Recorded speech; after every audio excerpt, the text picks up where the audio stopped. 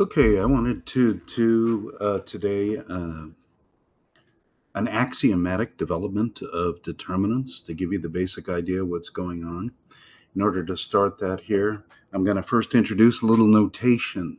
Okay, so here's my notation here. If I've got R, that stands for the real numbers, and then I've got a superscript n by n. This is the set of all real n by n matrices. Okay, so that's what that stands for, all of them. Okay, R and with a superscript n is the set of all real column n vectors. That's matrices with a single column and n rows. Okay, this we'll assume that it's this notation refers to column vectors, uh, column vectors, n vectors, rather than row vectors, unless otherwise stated. Okay. Likewise, in here, this C that stands for the complex numbers with superscript n by n. That's a set of all complex n by n matrices. C, and looks like to the nth power there, its superscript n is the set of all complex n vectors. Okay, again, assuming they'll be column vectors. Okay. Okay, I've got most of this pre-written here so we can get through this quickly so you don't have to be here too long. Definition, okay? Suppose I have a function from the complex numbers into the complex numbers, okay? These could be real numbers too. In fact, everything I'm going to talk about today, you could replace real by complex or vice versa. Now, usually we've been dealing with real matrices and stuff, but we will be dealing with complex ones later. Okay, I'm going to say this function is one linear, if it has the following two properties. A function of the sum of two complex numbers is the sum of the function values at those two complex numbers. That holds for all complex numbers z1 and z2. Okay. So some people use the word distributive for this, which is I actually think is a better term. It's an old term, but I think it's actually better. You also have to have this property, though, to be one linear. The function evaluated at c times z, you have to be able to see that, bring that c factor on the outside. So that's c times the function at z, I'm sorry. That holds for all complex numbers c and z. Okay. So you can take the multiple outside the f, is the point. Okay. There's not many examples of what a one linear function. How about f of z is just a multiple m, so m there is fixed, presumably, for the function. And here's the cat coming back. All right. All right. Um, m is a fixed number relative to f. Okay. Now, suppose that A is an n by n matrix, real or complex, I don't care one way or the other, a real or complex valued function correspondingly. We write f of a, okay, so some function of the matrix, okay, so that's going to be real or complex valued. So this, when I drop an n by n matrix in there, I'm going to get a real or complex valued function out of it. I'm just going to write a new notation here. F of a is actually f of row 1, row 2, to row n, right? There's going to be n rows on this. Okay, so those are the rows of the matrix A. Alrighty.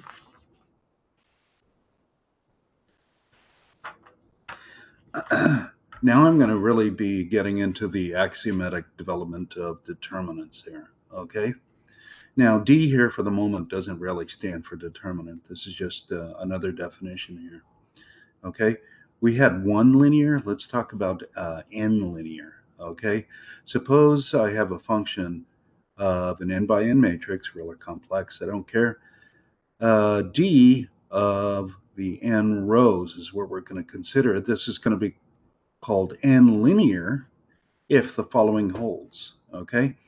If I have D where I have any particular index here held fixed, where I imagine that's actually the sum of two rows, okay, in my imagination, I should be able to actually break it up into a function of each of the two separate matrices, where the ith row is r sub I here, and the ith row here is r sub I star, some other row, okay?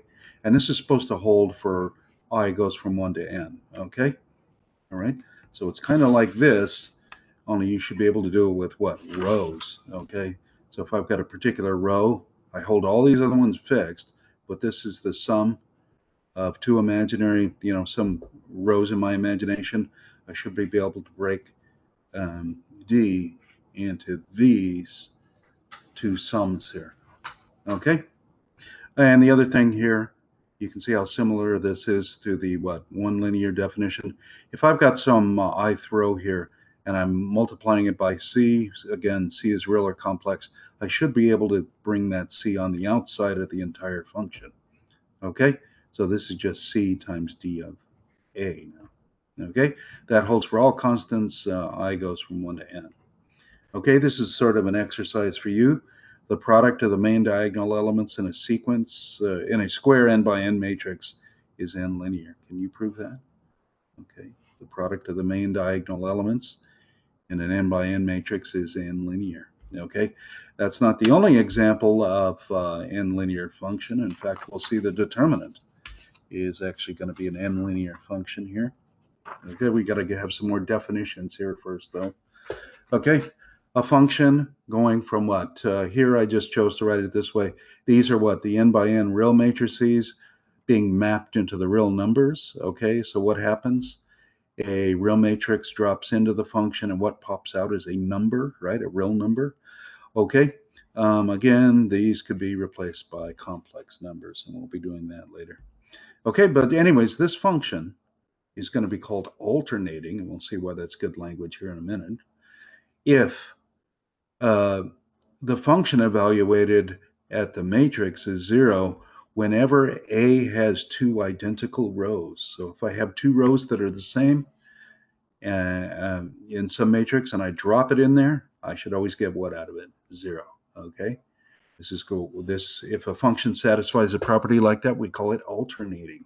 And we'll see why that term is good here. Okay. Here's my proposition here. Okay, now first of all, I'm going to assume these are different rows here, so I is not j. But if I have my function that is actually alternating, and I do this, I have these two different rows, and I'm imagining evaluating here. What I'm going to do is imagine if I actually interchange those two rows.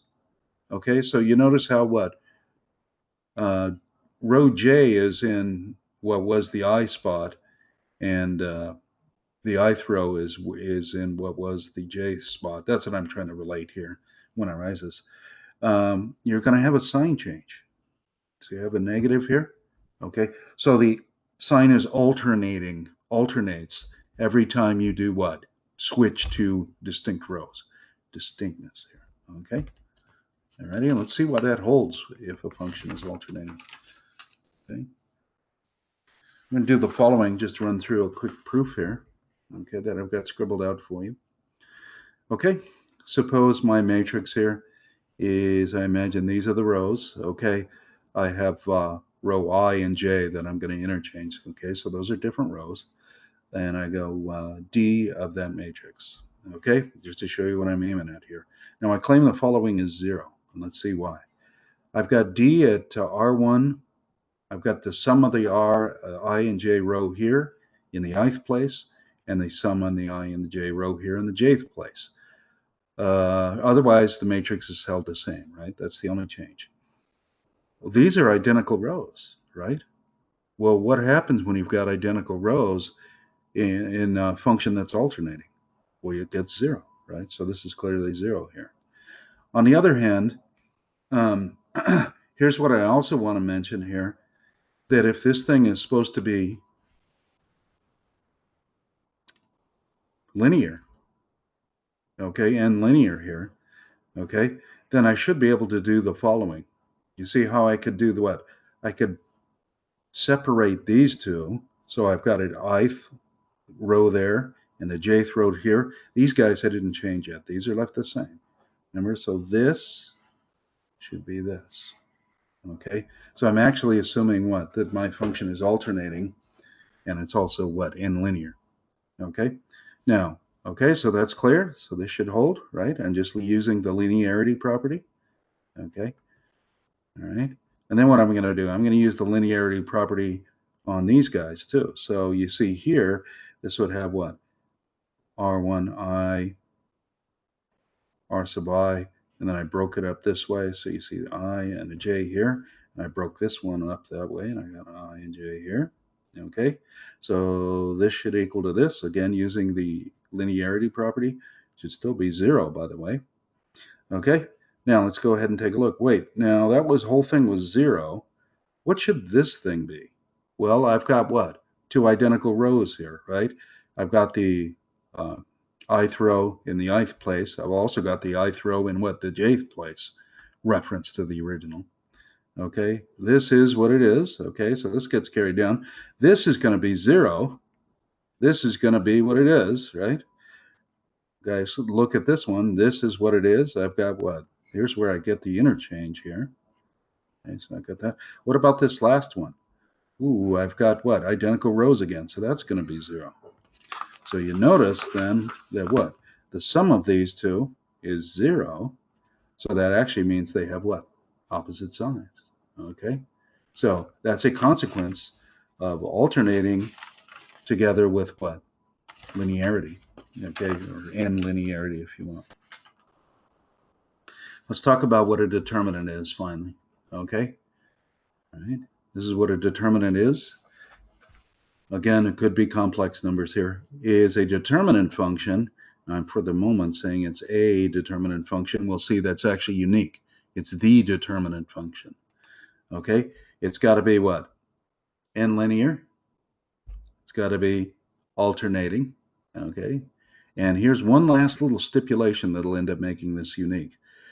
The determinant of I sub n is the n by n multiplicative identity. I declare it has to be equal to 1. Okay, if I have these three conditions, then necessarily I'm dealing with the determinant. Okay, all right. In fact, I'm working with the determinant, although I'm not going to show uniqueness here. We could do that. I don't want to make this too long for you folks here. Okay, there's some things I just want to throw in real fast here. Adding a multiple of one row to another row doesn't change the value of the determinant. Okay, let's see why.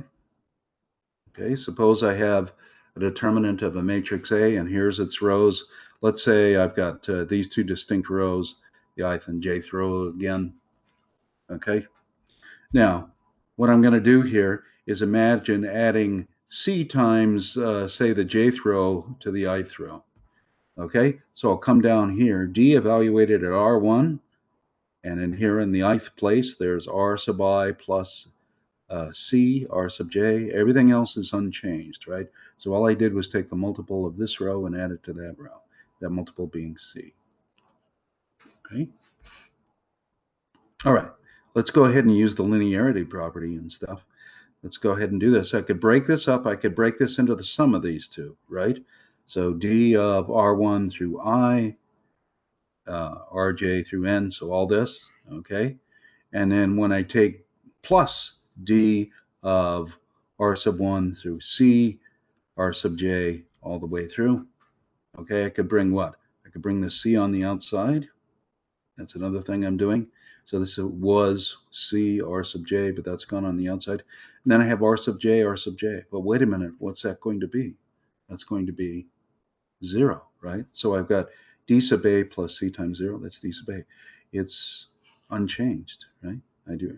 Messing with it like this didn't change the value of the determinant of the matrix, okay? Now it's following from what? These properties. I haven't even talked about how to compute it yet. But if it satisfies these properties that I mentioned, then it's going to have to satisfy this property. Okay? Alrighty. Let's talk about computing a determinant then. Just real simply, let's talk about determinants of 1 by 1s. Okay, these are, I'm going to use this notation rather than vertical bars for a moment here. If I go to determinant of a matrix like this, A, okay, That's a 1 by 1. We got it. I know it's trivial, but we got to get it out of the way. Well, according to my definition of determinant, I should be able to factor out what? That A. So that's times the determinant of 1. But this is what? That's the 1 by 1 multiplicative identity in there. It's essentially just 1, right? Okay. So what by my definition must it be?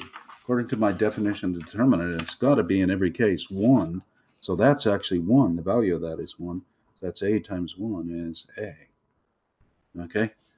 So the determinant, for example, of the matrix with just 3 is 3. Okay. Now we often use sort of a vertical bar notation uh, with the matrix to write determinants. You can see that's a terrible idea in a case like this, right? Because if I had -3, this would still be -3. If I put bars around that thing, it looks like absolute value, doesn't it? That wouldn't be good. Okay. The bar notation is really good for 2 by 2 matrices and up, but 1 by 1s, it's not good. It looks like absolute value. Okay. Let's talk about this though. Let's try another one. Let's go to a 2 by 2, and I'm going to simplify here.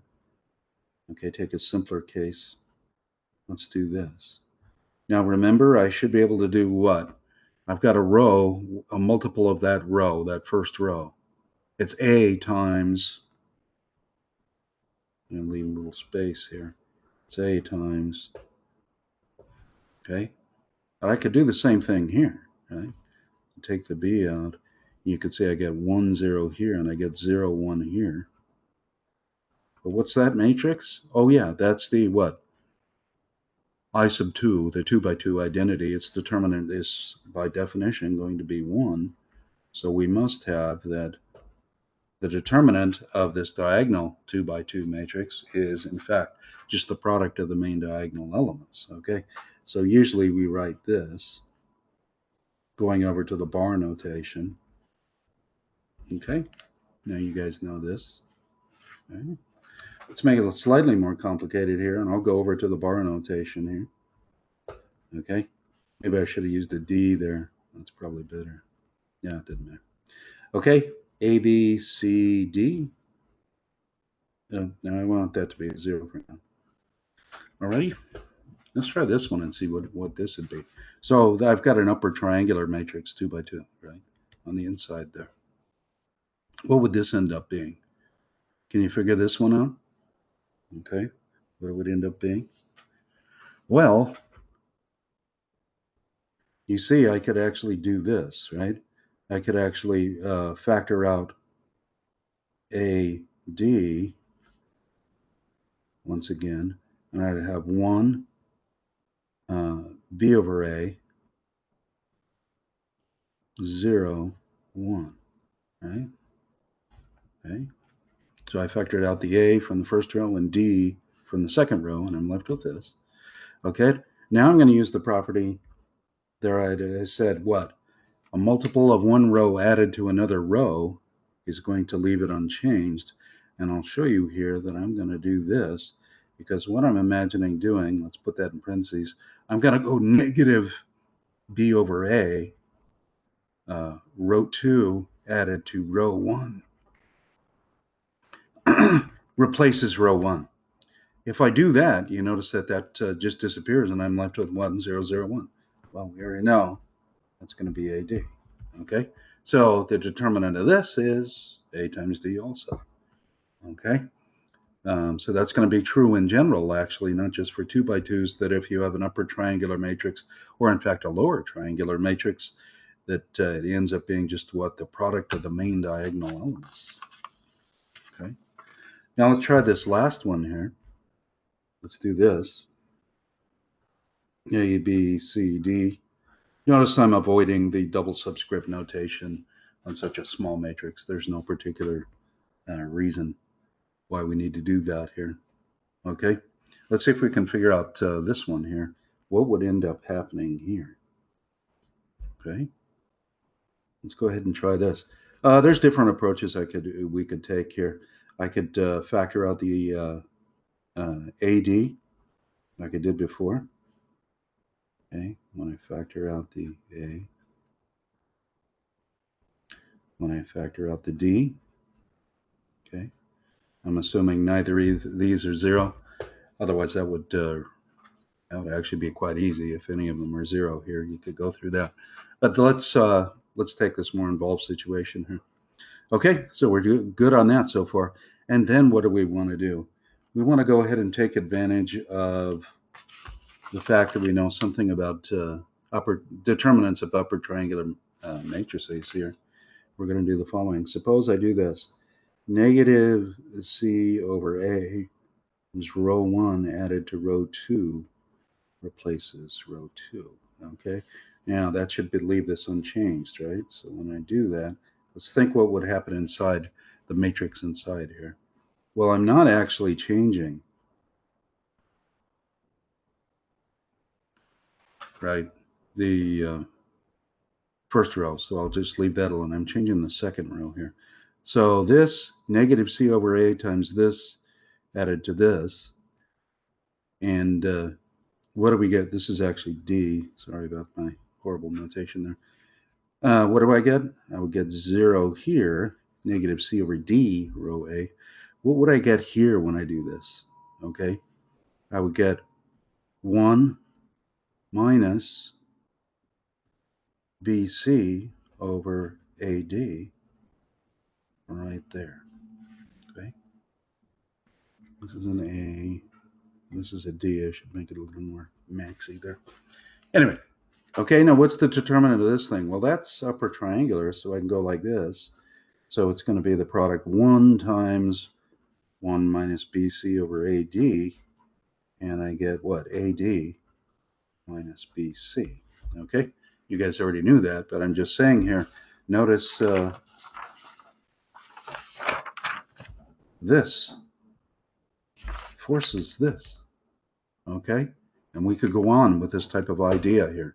Okay, we'd prove some major theorems and then we'd start talking about minors and cofactors, but ultimately it comes down to this. So this is a different approach to determinants. This is what we would call an axiomatic rather than a computational approach. Okay, well, I hope you understood that. All right.